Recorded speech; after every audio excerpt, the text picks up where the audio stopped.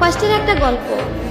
একটা ছেলে আর একটা মেয়ে 2 বছর রিলেশন করার পর হঠাৎ একদিন মেয়েটা ছেলেটাকে বলল, আচ্ছা একটা কথা বলি।